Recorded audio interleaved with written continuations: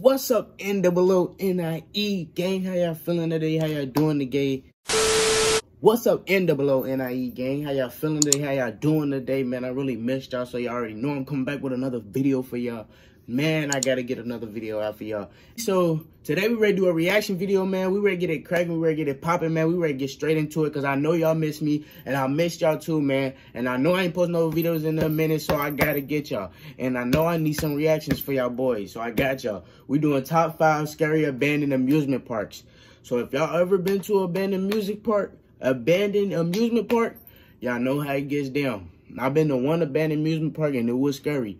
You know what I'm saying? Because that's where people be dying, flying off rocket carts and stuff like that. So if y'all ever go to one, be safe. Real talk, be safe. But we ready to get straight into it. I'm trying to see the top 5. I'm trying to see if it's gonna get me scared, if it's gonna get y'all scared. If y'all get scared, but let me know in the comments, bro. But we ready to get straight into it. Amusement parks aren't supposed to be creepy. After all, the whole point is to have a fun experience and enjoy yourself. Right. What happens after they shut down? Well, it gets creepy. From broken rides to busted locks, people love to visit abandoned amusement parks, so today we're looking at the scariest. Wait, no, wrong image. Scariest. If we could get 5,000 likes on this video, we'll go visit our own abandoned amusement park. Anyways, let's get right into it. Number 5, Dottie Park. Dottie Park? Old theme parks are seriously creepy, so it makes sense that the older they are, the more frightening they become. We're starting this list with the first and oldest theme park in all of Europe, which, if I'm right, should be the scariest of all. This theme park was created by a local priest in 1950 to give Belgian children a safe place to play. It was actually pretty popular at first, and drew in a crowd of 1 million in its first year, which is huge for the time period. There were all sorts of slides, carousels, and bumper cars, as well as huge swings, but the main attraction was actually the bridge. Sounds weird, I know, but at the time, the 800-meter long path was the longest suspended walkway in Europe, so it was a pretty big deal. Everything was fine for decades, but as the equipment got older, things got more and more dangerous. Everything came to an awful halt when in 2000, 50 years after the park's opening, a 9-year-old boy had his arm ripped off by one of the spinning jet rides. After that, the place was shut down and never successfully reopened, and the ride stayed there abandoned until it was even too dangerous for urban explorers to go there, and the place was demolished permanently. Number 4, Six Flags New Orleans. Like I've said already, most of the abandoned theme parks on this list are scary because they're so old, and no one has dared to ride the rides for decades. However, this one is so recent that some of you watching this might have even been there, and if you have, let us know in the comments. I'm talking about Six Flags New Orleans, which was once part of a huge chain of popular theme parks, but was destroyed in 2005 when Hurricane Katrina struck the area. I mean, it's over 10 years later now, and many homes and even neighborhoods haven't recovered from the flooding, so it makes sense that fixing up a theme park wouldn't be at the top of their list. Still, leaving the park there abandoned has created some pretty creepy scenes, as well as some downright dangerous ones. Alligators now swim through the dirty swimming pools and flooded attractions, and the colorful show buildings are rotting and filled with debris on the inside. Aside from the graffiti, the place seems totally empty and hollow, but the slides and roller coasters are still standing as if someone might ride them again one day. Number 3, Lake Shawnee. Now, I'm gonna be honest here, if I were you, I'd take this next story with a pinch of salt, because it sounds like something straight out of a horror movie. After all the research I've done, I don't know how much of this is real, but either way, the abandoned park rides are creepy all by themselves. Lake Shawnee Amusement Park was built in the 1920s, after a businessman bought the land from an early settler family. Little did he know, not only was the site a Native American burial ground, but it was also the spot where the old settlers had murdered their children. Obviously, that's not a great place for a theme park, and it didn't take long for other people to agree, since accident after accident happened at the site. One mother left her son at the park and returned to see him drown in the pool, and another girl died on the swings when a van reversed into her. After that, the place shut down for years, and when it was reopened under new management, guests reported seeing a toddler dripping wet among the trees and a little girl in a pink dress crying. I'm not saying any of this is true, but it does earn Lake Shawnee a place on this list, since anywhere with this many stories must have a seriously creepy vibe. Number 2, Takakano. So I'm guessing some of you watching this list are planning on visiting these spots for yourselves, but as far as this next one goes, you're gonna have a tough time. Takakano, Greenland is a widely known part of Japan's history, but as far as the exact location goes, the government have done a pretty good job of keeping info under wraps. Even if you do manage to find the coordinates, going there might not be the best idea.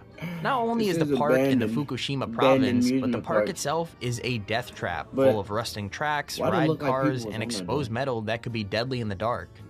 Not only that, but the place is constantly foggy, making it easy to lose your way between the Ferris wheels and roller coasters. How does it get so foggy? Because I'd be also scared. has a pretty terrifying story attached to it about a British tourist who apparently snuck in years after the demolition date. You feel me?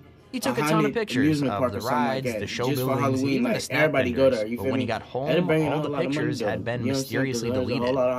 Only one remained, showing the gateway into the park covered in fog, but if you find the picture zooming in, we'll give you a whole other side of the story. Okay, here's our first honorable mention. It's kind of hard to make a place called Joyland scary. I mean, the name itself is about as happy and non-threatening as it gets. If you were to go there now, you'd have a hard time finding anything that inspired that name. There's no creepy mystery here and no accidental deaths due to the rides. The story's simple. The park opened in 1949 and ran until 2003. It looks so junky. But as more and more people flock to the bigger and more well-known parks, Joyland made less and less money. Eventually, it just had to close, and even the townspeople around it didn't have the heart to try and bring it back. Go there now, and it's a pretty interesting look into the past. Reels of tickets lay on the floor with abandoned vintage roller skates, and there are all sorts of old-timey stalls and games to play, like skee ball and knock out the stars. There's even a huge wooden roller coaster that's one of the last of its kind, although looking at the state it's in, I wouldn't expect it to last much longer. Our second honorable mention. I know the goal of this list is to show you some truly scary abandoned theme parks, but the pictures we have of this one are actually more beautiful than frightening. The story of Mara Dreamland in Japan is actually pretty interesting, since it was originally supposed to be Japan's version of Disney.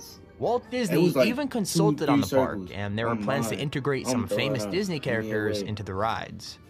In the end, though, the two park makers just couldn't agree, and Dreamland ended up a successful park that was eventually destroyed by people's interest in the famous mouse. Now it sits abandoned, but the trees and plants growing over the pastel rides and roller coasters actually look pretty awesome. In fact, the teacup ride, which isn't really cool unless you're 5 years old or younger, looks better now than it ever did before, if you ask me. Or did them just twirl in circles? Number 1, Gulliver's Kingdom.